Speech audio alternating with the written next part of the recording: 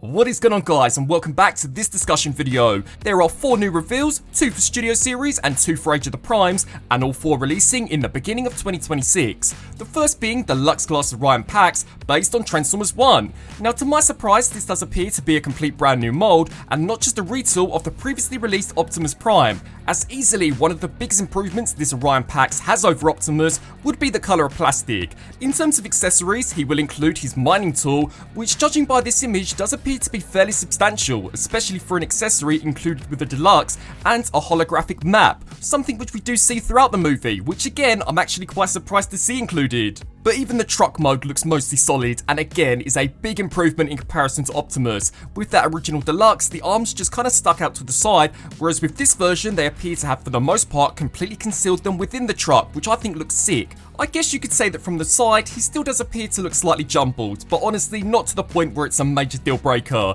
With the release of this guy, I am also hoping that in the future we can maybe see D16 released. It would be really cool to have B127, Elita 1, Orion packs and D16 all based on how they mainly appeared in the movie. Now, Orion will be a part of the A-level assortment, which, if history is anything to go by, usually comes with a Bumblebee, and in this case it will be Deluxe Class Bumblebee based on the Transformers Devastation video game. And again, to my surprise, this looks to be a complete brand new mold. If anything, I actually think this looks better in comparison to the previous version. The head to begin with is far closer to the look in the cartoon, with this release even featuring cel-shaded windows, something which again was absent from the 86 movie release. He will surprisingly include 3 accessories, which already is more than what we saw released previously with the G1 Bumblebee. There will be 2 handheld blasters and also an additional cannon for the vehicle mode, which I've got to say appears to be incredibly reminiscent to the design of the Classics Bumblebee released way back in 2006. Honestly, if you were to compare him directly to the Studio Series 86 version,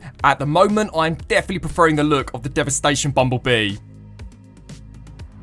Now we jump ship over to Age of the Primes, where we finally got our first look of 2 new figures for Wave 2 heading into, again, 2026. The first being the highly anticipated Voyager class Sideways based on the Armada universe. Now, I've got to be honest, I think that almost every single update to come from this show has been fantastic, and this figure, at least judging by this image, really appears to continue that trend. As far as the robot mode goes, compared to the original animated model, he looks to be strikingly close. With, to be honest, my only minor complaint at the moment really being the design of the feet. They do just appear, at least from this image, to be slightly too flat. Although, to really make the most of that Voyager class price point, this guy will surprisingly include both his minicons, Rook and Crosswise. This will be the first time that minicons are being included with a proper mainline release, so hopefully this will become the standard going forward, as if I can cast your minds back to the Titan class Tidal Wave, despite packing an incredibly hefty price point, he was unfortunately missing his minicon partner, so wicked to see these included with this guy.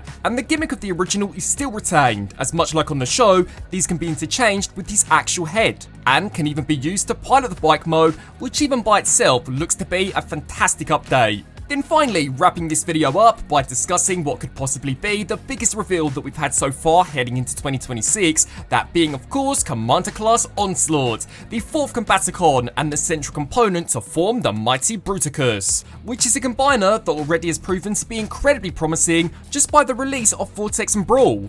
The only thing which at the moment is kind of throwing me off when it comes to this guy would be the overall proportions. In robot mode he appears to be slightly too lanky, whereas in combined mode may be a little too squat. It does just seem like the legs could have done with overall being a bit bigger, especially compared to the entire upper torso. His robot mode though looks mostly solid, and at least to myself kinda looks like they are maybe sharing engineering between Silverbolt. If you check out the feet, the skirt and the arms, there are definitely similarities in the way they look to work, but for the most part, individually, this guy looks incredibly promising. He will include his trailer, which much like the original G1 toy, can transform into a full-blown battle station.